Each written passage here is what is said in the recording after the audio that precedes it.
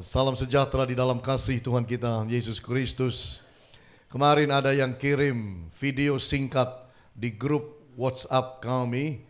Dan menarik sekali karena seorang gadis cantik yang saya lihat tidak punya tangan kiri kanan. Putus itu langsung dari badan sebelah kiri, sebelah kanan. Tetapi herannya orang ini aktif. Kalau saya lihat, dia bisa jepit botol dengan kakinya. Kaki satunya itu jepit bukaan botol. Dan dia bisa buka botol sendiri dengan kaki. Dia bisa masak. Dia bisa pakai alat masak sutilnya itu dengan kaki. Saya lihat juga heran karena dia bisa selfie. Bawa kamera, bisa foto-foto sendiri. Keren. Orang ini luar biasa karena sudah gak punya tangan, masih bisa makan kepiting. Berapa banyak kita punya tangan gak mau makan kepiting. Saya lihat juga dia luar biasa bisa pegang sumpit dengan kakinya. Dia bisa belanja Bapak Ibu.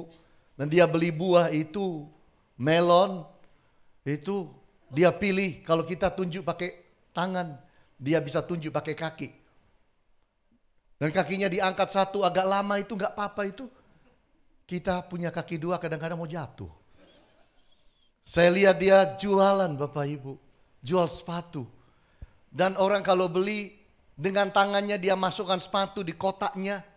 Lalu kemudian dia tutup kotaknya. Lalu dia plak ban kotaknya.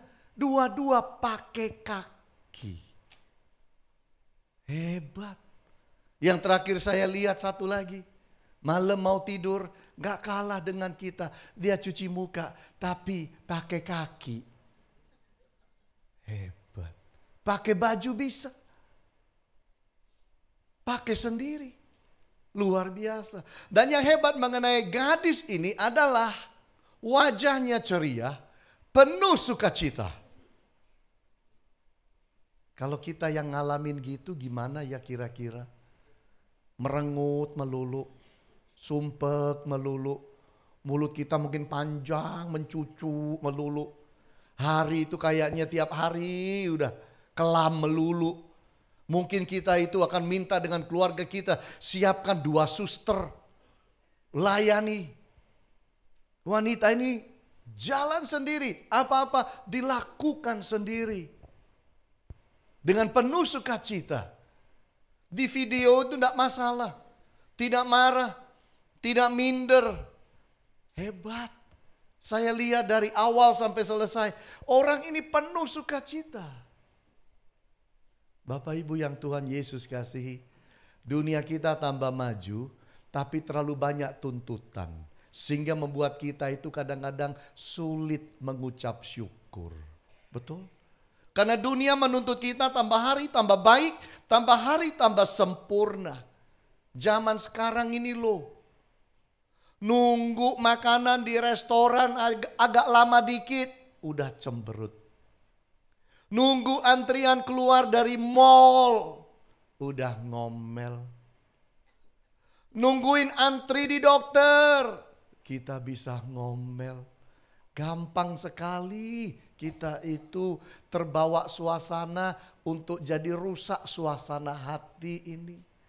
Lihat orang gak beres sedikit, udah gampang meluapkan segala hate speech bisa keluar. Baca apa di media sosial gak terima, langsung ketik kirim. Pernyataan-pernyataan ujaran kebencian. Zaman sekarang ini semakin sulit manusia mengucap syukur. Padahal Tuhan ajar kita harus mengucap syukur. Jangan terbawa arus oleh dunia bahwa saudara dan saya hilang ucapan syukur. Tapi biarlah kita boleh jadi umat Kristiani yang penuh ucapan syukur. Hari ini saya ingin bicara mengenai give thanks. Ucapan syukur. Kita mau lihat dari Matius pasal yang ke-15. Ayat 32 sampai 39. Lalu Yesus memanggil murid-muridnya dan berkata, hatiku tergerak oleh belas kasihan karena orang banyak itu. Sudah 3 hari mereka mengikuti aku dan mereka tidak mempunyai makanan. Aku tidak mau menyuruh mereka pulang dengan lapar, nanti mereka pingsan di jalan. Kata murid-muridnya kepadanya, bagaimana di tempat sunyi ini kita mendapat roti untuk mengenyangkan orang banyak yang begitu besar jumlahnya? Kata Yesus kepada mereka, berapa roti ada padamu? 7, jawab mereka. Dan ada lagi beberapa ikan kecil. Lalu Yesus menyuruh orang banyak itu duduk di tanah. Sesudah itu ia mengambil ke-7 roti dan ikan-ikan itu, mengucap syukur, memecah-mecahkannya dan memberikannya kepada murid-muridnya. Lalu murid-muridnya memberikannya pula kepada orang banyak, dan mereka semuanya makan sampai kenyang. Kemudian orang mengumpulkan potongan-potongan roti yang sisa 7 bakul penuh. Yang ikut makan ialah 4.000 laki-laki, tidak termasuk perempuan dan anak-anak. Lalu Yesus menyuruh orang banyak itu pulang. Ia naik perahu dan bertolak ke daerah Magadan. Minggu lalu saya khotbah yang dari ayat yang sama di Landmark. Minggu ini saya khotbah ayat yang sama di Sawo. Tapi dengar saya baik-baik. Semua 2 khotbah yang berbeda. 2 poin-poin yang berbeda, penjelasan yang berbeda. Jadi yang dengerin saya itu di YouTube, jangan dimatikan dan pindah channel. Karena khotbah saya berbeda dengan minggu lalu. Ayat boleh sama, ulasan beda, tujuan khotbah beda, segala sesuatu beda. Bapak Ibu, kita lihat bahwa di dalam ayat-ayat ini Yesus juga sedang mengajar kita untuk mengucap syukur. Tidak mudah loh Bapak Ibu. Di depan itu orang banyak 4.000. Lalu kemudian roti yang dipegang cuma 7. Jangankan buat 4.000. Buat yang 12 orang aja gak cukup. Buat Yesus dan murid-murid aja gak cukup. Apalagi buat 4.000. Tapi disinilah kita mau belajar lewat peristiwa Yesus beri makan 4.000 ini. Ada yang Tuhan mau saudara dan saya mengerti. Apa itu? Yang pertama, give thanks for all God's plan. Kita harus menjadi umat yang mengucap syukur untuk segala rencana Tuhan dalam hidup. Kadang-kadang apa yang terjadi dalam hidup kita menyenangkan dan membuat kita happy. Kadang-kadang apa yang terjadi dalam hidup kita itu seolah-olah membuat kita itu tersudutkan, terjepit, terdesak, terpojokkan. Tapi satu kita harus belajar, mengucap syukur dalam segala keadaan. Allah tidak pernah bermaksud jahat, jelek buat semua kita. Itu sebabnya kita patut mengucap syukur. Kalau Yesus itu mau ngomel juga bisa. Loh, rotinya kok cuma 7. Loh, ikannya kok cuma sedikit. Yang mana cukup buat semua. Yesus itu bisa juga ambil semua itu, buang di sampah. Dah, sama-sama gak makannya. 4.000 gak makan, kita 12 orang murid dan saya juga gak makan. Impaskan 1:1. Yesus kalau mau begitu bisa juga. Tapi Yesus pilih untuk tidak demikian. Yesus pilih untuk mengucap syukur. Kita harus belajar mengucap syukur. Kalau saudara lihat dalam ayat-ayat ini, mujizat terjadi 7 roti untuk 4.000 orang. Itu terjadi karena ada sesuatu. Karena apa Pak? Karena Yesus mengalami berbelas kasihan. Dikatakan di dalam ayat pertama, hatiku tergerak oleh belas kasihan kepada orang banyak itu. Kalau tidak ada getaran belas kasihan, kemungkinan tidak akan terjadi mujizat untuk 4.000 orang. Getaran itu bicara bahwa Yesus begitu dekat dengan Allah. Yesus begitu peka dengan Allah. Yesus betul-betul punya koneksi yang baik dengan Allah sehingga hatinya bergetar. Mengucap syukur bila kita itu bisa peka kepada kehendak Allah. Kalau saudara bisa tahu rencana Allah, mengerti rencana Allah dalam hidup ini, belajar mengucap syukur. Ada loh orang hidup tidak tahu rencana Tuhan. Ada orang hidup itu asal aja ngeloyor aja begitu. Asal aja berputar ban hidupnya. Dan dia tidak tahu kemana dan mengapa dia hidup. Apa yang harus dicapai dalam hidup. Ada orang seperti itu. Tapi berbahagia kita kalau kita itu peka pada suara Allah. Kalau Tuhan menggetarkan hati saudara, menggerakkan hati saudara, membuat saudara kepikiran sesuatu, terbeban sesuatu untuk saudara lakukan, lakukanlah itu. Mengucap syukur jalani. Oh Tuhan, saya nggak mampu, saya nggak bisa, saya nggak punya talenta itu. Tetap mengucap syukur. Yang penting nomor satu udah tahu kehendak Tuhan. Mengucap syukur bila kita bisa taat akan suara Tuhan. Hati Yesus itu bergetar. Yesus sebenarnya bisa menepis perasaan itu. Yesus bisa membuang perasaan itu dengan logika berpikir, toh nggak ada roti kok. Bagaimana mungkin saya kasih makan semua? Udahlah. Apakah Yesus bertanggung jawab Bapak Ibu kasih makan 4.000 orang? No, Yesus tidak bertanggung jawab. Mereka datang-datang sendiri, dengar-dengar Yesus 3 hari dan mereka tidak bawa persiapan makan buat 3 hari. Dan jangan saudara berpikir zaman dahulu itu gampang seperti sekarang. Zaman sekarang itu makanan di mana-mana. Pilih makanan zaman sekarang tidak lagi perlu di rumah makan. Mau pilih dari kamar tidur bisa. Tinggal buka aplikasi makanan. Saudara bisa pilih apa saja. Jangan pikir zaman sekarang kalau mau gemuk itu harus keluar makan luar terus. Makan di dalam juga bisa, kan pesen semua. Tinggal order, barang datang, bayar. Zaman sekarang ini beda sama zaman dahulu. Dahulu tidak ada supermarket kecil, supermarket besar, pasar besar. 4.000 orang kelaparan, itu restoran mana bisa tampung? Tidak usah zaman dahulu. Zaman sekarang ini coba mendadak-mendadak. Coba ntar saudara pulang telepon. Mbak, mau tolong pesan makanan ya, kotaan ya. Berapa? 4.000. Oh iya Bu, buat kapan? Entar malam. Itu kalau nggak geblak itu. Kaget itu. Pesan kotaan 4.000 kok pesannya sekarang. Lah Yesus itu sudah selesai khotbah malam hari. Hari yang ketiga itu. Tiba-tiba itu mau bubaran itu Yesus bilang sama murid-murid. Kasih mereka makan, hatiku tergerak. Murid-muridnya komplain, tidak punya makan Tuhan. Rotinya ada berapa? 7. Ikan ada sedikit. Maksudnya gini, buat kita-kita itu, buat kalangan sendiri. Buat murid-murid dan engkau. Sebenarnya Yesus bisa menolak, tapi tidak. Dia peka. Dia mau taat akan suara Allah yang berkata-kata dan berfirman dan menggerakkan hatinya. Itu sebabnya terjadi mujizat ini. Mengucap syukur bila kita bisa melakukan perbuatan kasih.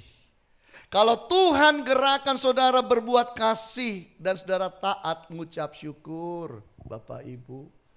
Kalau ada ide yang baik Tuhan ingatkan saudara dan saudara bisa lakukan itu, mengucap syukur Bapak Ibu. Kita harus belajar mengucap syukur untuk seluruh rencana Allah di dalam hidup ini. Rencana Allah dalam hidup saya beda dengan rencana Allah dalam hidup saudara. Beda dengan yang lain-lain semua. Satu persatu kita Tuhan punya rencana yang beda-beda semuanya. Tidak usah iri hati sama orang lain. Tiap orang diplot Tuhan masing-masing. Ngucap syukur dengan yang Tuhan berikan karuniakan untuk hidup saudara. Ini manusia kadang-kadang susah ya ngucap syukur. Kalau suami bilang sama istri, "Ma, puji Tuhan ya, papa naik gaji loh." "Loh iya?" "Iya, biasanya berapa Pak?" 5 juta. "Sekarang berapa?" "Double sekali lipat. 10 juta. Hore, seneng. Gak bisa tidur. Besok paginya arisan ibu-ibu. Lalu ibu sesebelah rumah itu tiba-tiba nyeletuk, "Puji Tuhan loh Jeng. Itu suamiku itu, aduh naik gaji loh Jeng." "Iya Kak?" "Iya." "Dari berapa?" "Dari 5 juta tuh jadi 20 juta. Yang 5 juta jadi 10, langsung merongkol. Langsung hilang sukacitanya. Langsung, "Loh ya apa sih Tuhan? Kan yang aku kan anakmu, aku pelayanan. Kok dia naik gajinya lebih banyak dari suamiku?" Iri hati itu gak baik. Menguras yang namanya sukacita. Menguras yang namanya pikiran tenang. Menguras yang namanya ucapan syukur. Makanya tidak perlu iri hati. Amin Bapak Ibu. Kayak gak setuju ya sama saya. Gak setuju tak tambah lagi 30 menit. Biar total 1,5 jam. Bapak Ibu, kita lihat dalam hidup ini, kita harus belajar mengucap syukur. Nah, ada satu hal yang sangat luar biasa saya baru menemukannya, yaitu universitas di Amerika, Yale University, tahun 2017 itu mengalami satu dampak luar biasa karena mereka itu, Yale Universitas, itu membuka kelas yang luar biasa. Ini peminatnya, ini kelas favorit Bapak Ibu. Sebenarnya sudah dari tahun 2013 itu ada. Tapi tambah tahun tambah favorit. Yang masuk kelas itu banyak sekali. Peminat di kelas itu banyak sekali. Yang ngajar namanya Profesor Lori Santos. Dan Bapak Ibu, ini kelas itu penuh. Bertambah terus tiap tahun. Tahu kelas ini ngajar apa? Kelas ini mengajar mengenai happiness. Ngajar bagaimana supaya orang bersuka cita. Kelas ini kelas psikologi dan kelas mengenai good life. Dan yang diajar di dalamnya rata-rata bagaimana caranya supaya mahasiswa bahagia. Karena mahasiswa itu bahagianya hanya sedikit. Kalau dapat nilai bagus dia bahagia. Kalau disenangi dosennya dia bahagia. Kalau ujian bisa lulus semua, bahagia. Kalau uang kiriman orang tua banyak, bahagia. Itu kan. Kalau pacarnya baik-baik sama dia, bahagia. Jadi mahasiswa itu diselidiki kurang bahagianya. Jadi kelas ini dibuka. Kelas mengenai psikologi dan good life. Yang mengajarkan orang itu harus banyak mengucap syukur. Kalau gitu caranya kirim aja ke Happy Family. Happy Family Center. Saya nggak bisa kebayang sebuah universitas yang sangat hebat ternyata mengajarkan nilai-nilai hidup. Bagaimana manusia harus bisa mengucap syukur. Alkitab sudah ajar kita dari dahulu mengucap syukur. Kalau orang mengucap syukur, dia tuh happy Bapak Ibu. Kelihatan dari wajah. Untuk kita bersuka cita, itu hanya butuh yang namanya Bapak Ibu 14 saraf dalam wajah. Tapi untuk bersungut-sungut butuh 2.000. Mau yang mana? Makanya banyak sekali di dunia ini Bapak Ibu di luar sana. Orang-orang yang jauh lebih tua dari KTP-nya. Wajahnya boros amat. Umur di KTP belum segitu tapi wajah yang benernya udah segitu. Kenapa? Karena hilang sukacita, karena kurang mengucap syukur dalam hidup ini. Coba saudara perhatikan dalam hidup. Kalau bangun pagi saudara mengucap syukur 1 jam, seluruh perjalanan sepanjang hari itu jadi enak. Jadi ringan, kalaupun ada masalah Anda bisa handle. Tapi kalau saudara bangun pagi, lalu ngomel sejam. Ngomel aja. Loh Tuhan, lah kok melek lagi sih? Bosen aku Tuhan. Hidup cuma gini-gini aja. Heran aku Tuhan. Nah, terus ngomel sama Tuhan, ngomel mengenai suami, ngomel mengenai istri, ngomel mengenai anak-anak, ngomel mengenai supir, ngomel mengenai pembantu, ngomel mengenai suster, ngomel mengenai anjing. Semua diomelin. 1 jam ngomel, bersungut-sungut. Lalu saudara jalani hidup. Percaya saya, abot, berat hidup itu. Dan kalau ada masalah di tengah jalan nanti pada hari itu, sulit dia bisa handle masalah dengan baik. Makanya mengucap syukur itu penting. Terima segala yang namanya kehendak Tuhan buat saudara. Kalau dia berbicara, kalau dia menggerakkan hati saudara, belajar untuk mentaatinya. Mengucap syukur itu baik. Yang kedua kita lihat bersama-sama. Tuhan ajarkan kita lewat ayat-ayat ini adalah give thanks in difficult times. Belajar mengucap syukur dalam masa-masa sulit. Saudara pikir Yesus tidak sedang ada dalam situasi sulit? Sulit. Kenapa sulit? Di depan 4.000 orang, rotinya cuma 7. Ini kan kalau kita baca akan situasi sosial, sebentar lagi bisa kerusuhan. Kalau 4.000 orang disuruh rebutan roti 7, apa enggak masalah? Apa enggak kerusuhan? Apa enggak ribut? Chaos. Tapi di sini kita lihat Yesus mengucap syukur. Ayat berkata apa? Sesudah itu ia mengambil ke-7 roti dan ikan-ikan itu, mengucap syukur. Jangan-jangan kalau kita yang ambil dikasih nih. Terus kita bicara sama yang ngasih. Kamu lihat depanmu berapa orang? Dijawab 4.000. Ini roti berapa? 7. Cukup tak? Tak lempar aja ke kamu. Mana cukup? Udah buang aja di sampah. Tapi Yesus nggak punya hati begitu. Yang kecil, yang sedikit, dia ngucap syukur. Yesus itu tahu bagaimana pentingnya mengucap syukur dalam situasi sulit. Saudara sudah belajar belum mengucap syukur dalam situasi sulit? Bahwa ketika engkau mengalami kegagalan hidup, mungkin engkau putus pacar, mungkin itu berkat order proyek yang harusnya saudara dapat direbut orang. Mungkin saudara punya hutang orang janji bayar, gak dibayar. Belajar mengucap syukur dan terus naikkan doa. Mengucap syukur, ini penting. Tuhan mau itu dalam hidup. Kalau kita hilang ucapan syukur, kita hilang damai sejahtera. Rumah tangga masalah, relationship masalah, kerjaan gak fokus, emosi terkuras, kekuatan hidup kita semakin minim, sulit. Kalau hidup kayak begini, ngucap syukur. Bukan ngucap syukur karena kita ngalamin masalah, bukan.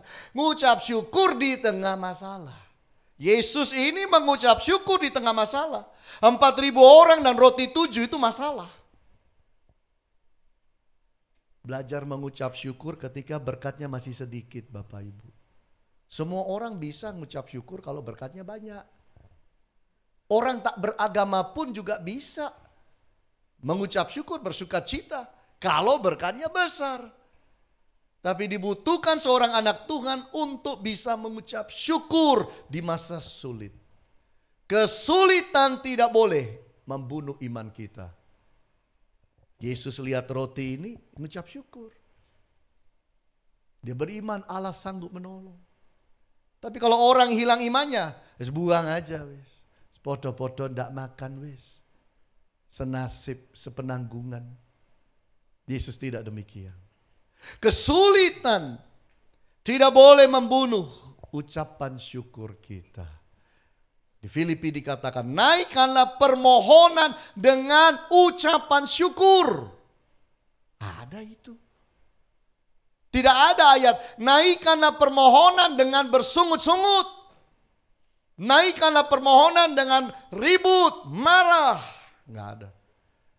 Alkitab ajarkan, naikkanlah permohonan dengan ucapan syukur. Kalau memang punya permohonan pada Allah, naikkan itu dengan ucapan syukur. Kalau dinaikkan dengan cara yang lain, percaya saya, nggak sampai itu ke telinga Tuhan. Dinaikkan permohonan dengan kekhawatiran, nggak sampai. Karena harus dinaikkannya dengan iman dan ucapan syukur. Amin Bapak Ibu. Ini yang kita harus pahami. Kesulitan itu tidak boleh melumpuhkan kerohanian kita. Harus tetap setia ke gereja. Harus tetap mau cari Tuhan. Harus tetap yang melayani tetap pelayanan. Tidak boleh dia ganggu kerohanian kita. Saya membaca bahwa burung elang itu terbang, Bapak Ibu. Kita lihat burung elang terbang itu bagus banget.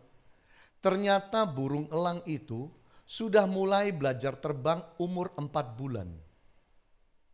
Dan ternyata Bapak Ibu baru umur sebulan masih ada di dalam sarangnya.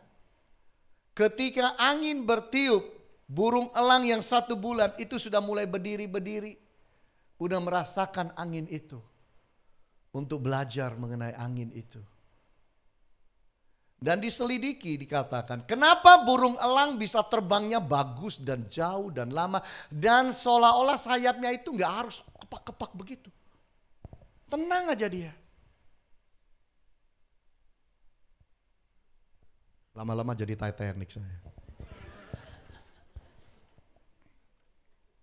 Kenapa burung elang itu bisa seperti itu? Karena ternyata Bapak Ibu diselidiki oleh para ilmuwan, yang namanya udara hangat atau panas itu naik. Gelombang panas itu ada di udara, kita nggak bisa lihat. Gelombang panas itu naik ke atas dan mendorong gelombang dingin tambah tinggi. Ketika gelombang dingin itu naik tambah tinggi, burung elang itu masuk di gelombang panas dan dia terbang karena gelombang panas itu membawa dia terbang.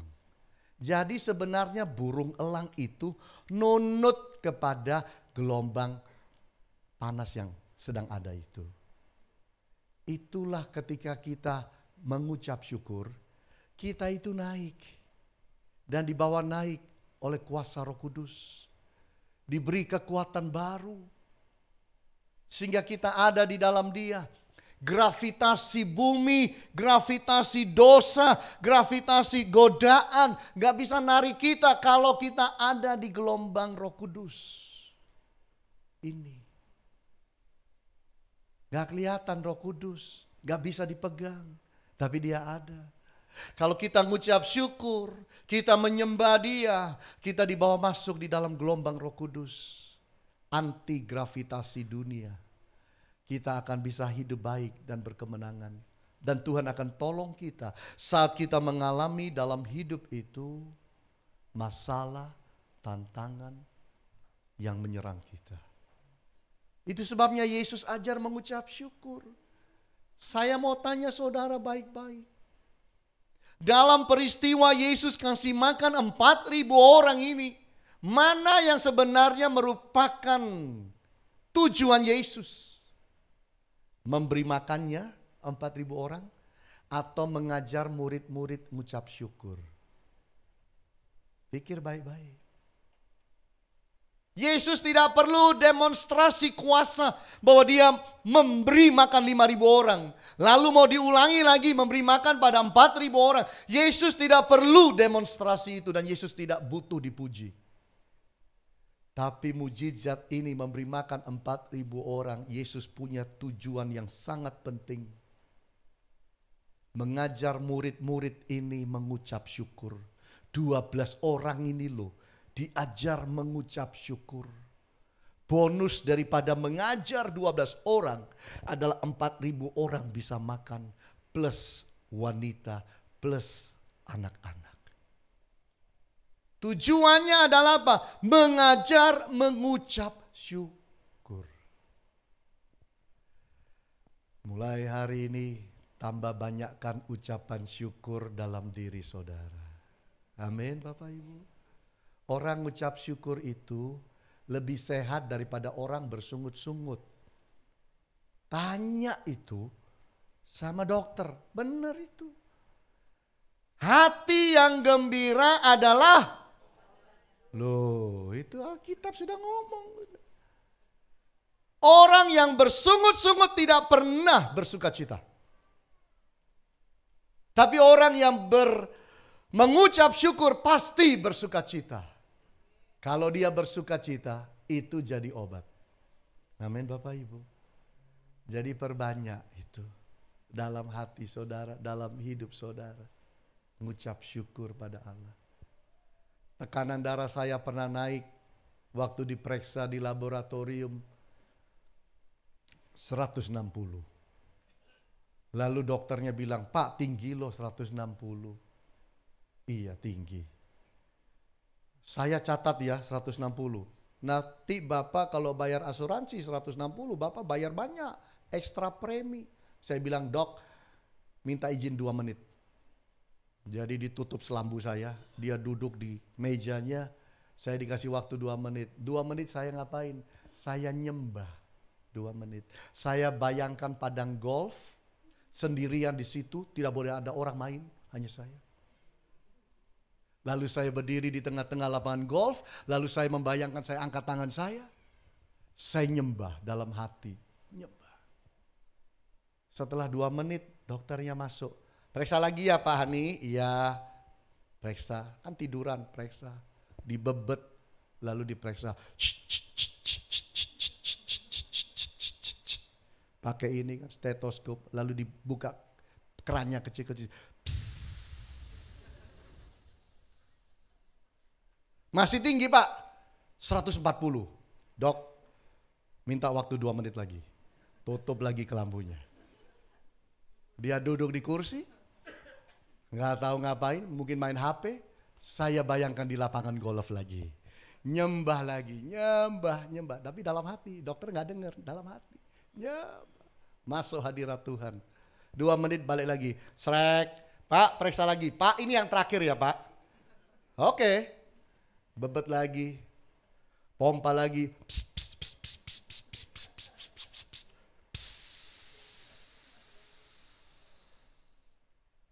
loh Pak, normal 120, 80. Dokternya jadi tanya sama saya, kok bisa ya Pak? Bapak ngapain tuh? Saya bilang, saya menyembah Tuhan. Gitu, amin. Dokter, oh gitu ya Pak? Iya. Orang yang nyembah Tuhan itu hatinya penuh sukacita. Kalau sukacita artinya jadi obat. Hati yang gembira adalah obat. Itu. Jadi belajar mengucap syukur. Amin Bapak Ibu.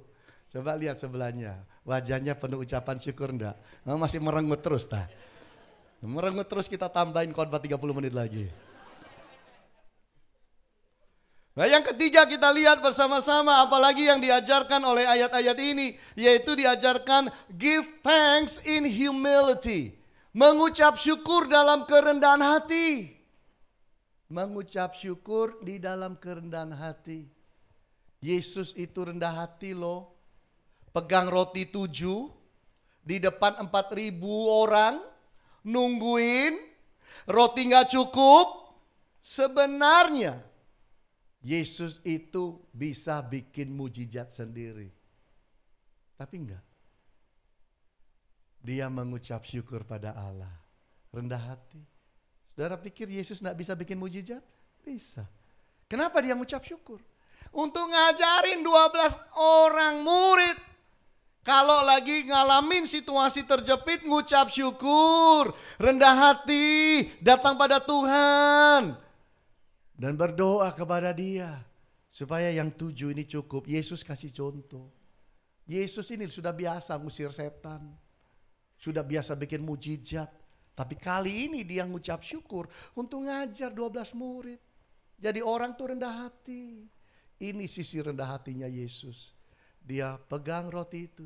Menengadah ke atas. Ngucap syukur.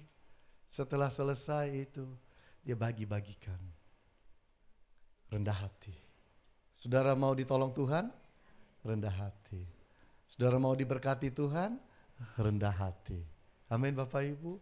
Orang yang mengucap syukur adalah orang yang mengakui Allah itu besar.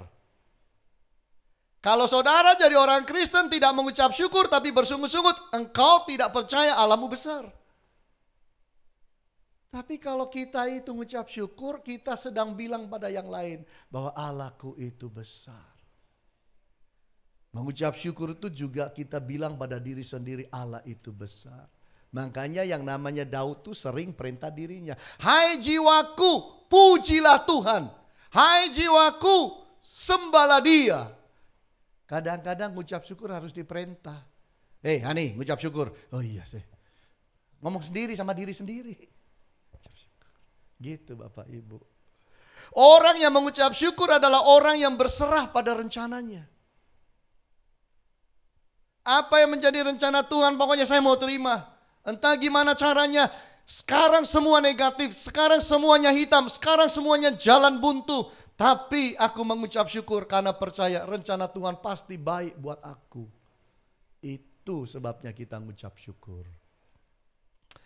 Orang yang mengucap syukur adalah orang yang bergantung penuh pada Tuhan.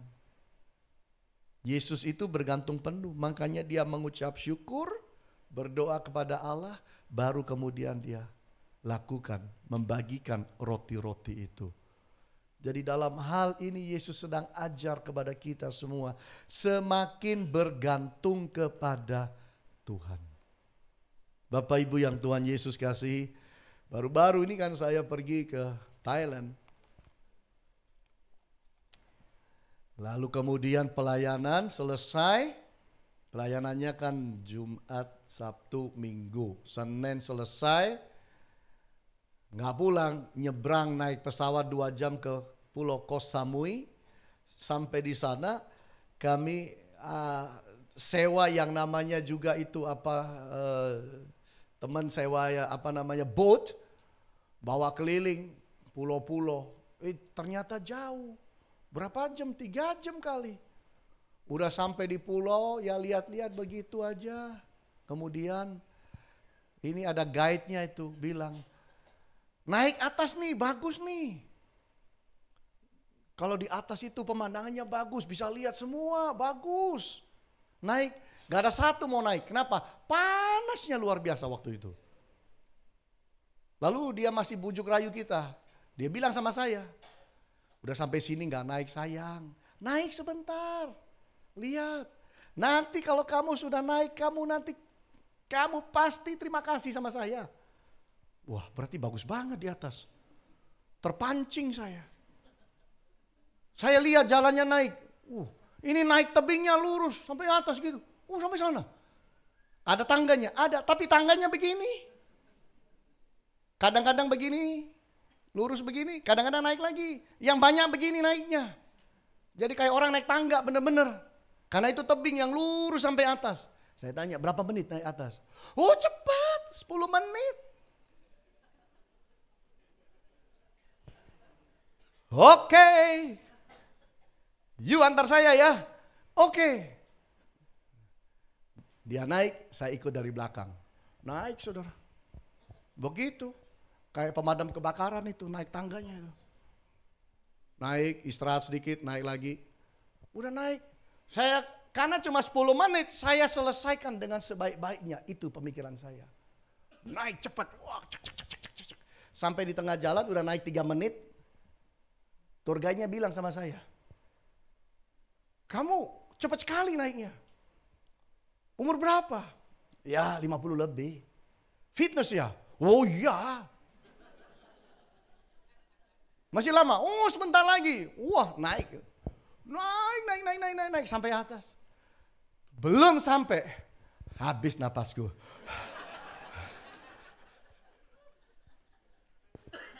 Habis Bapak Ibu. Tapi loh, dia bilang kurang sedikit. Mana 10 menit? Lebih 15 menit itu. Wah, sampai di atas dengan susah payah. Saya sampai di atas.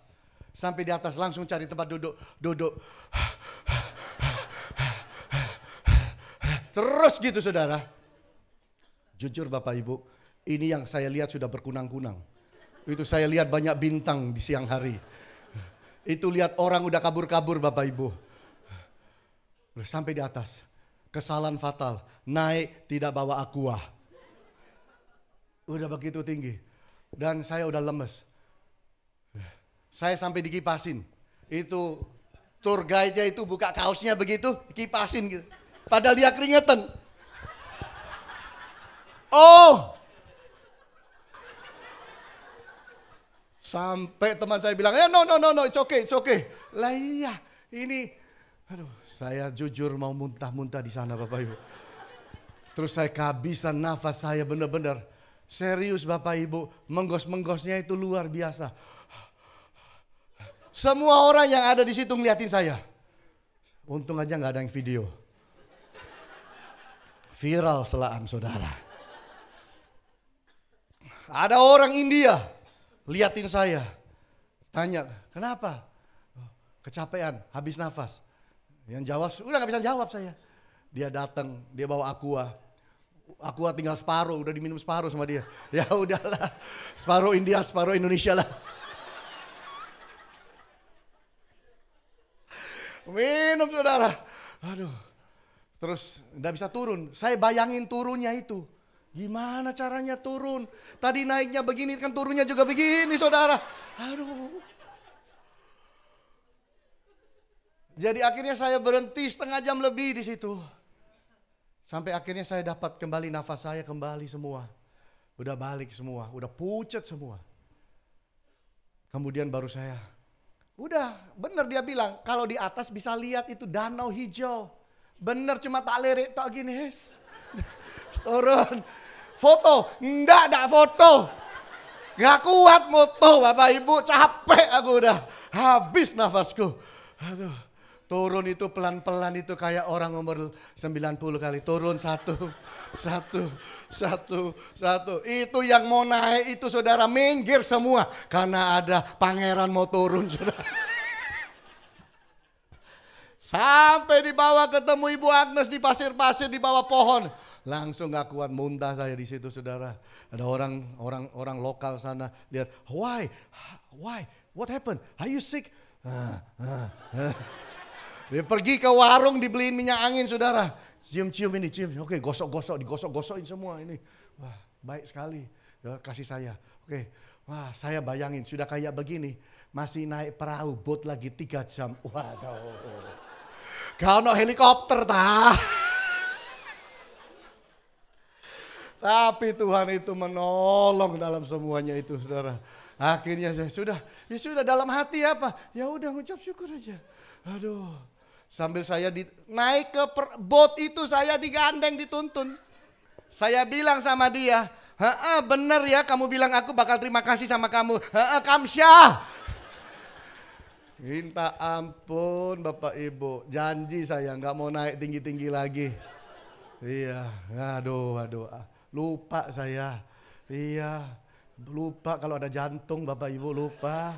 Lu saudara juga punya jantung kan? Masa nggak ada jantung? Cuma jantungnya enggak kuat Bapak Ibu. Tapi belajar satu hal. Enggak boleh sombong. Umur berapa? 50. Fitness ya? Tambah banter saudara. Hancur di atas. Hidup itu harus rendah hati.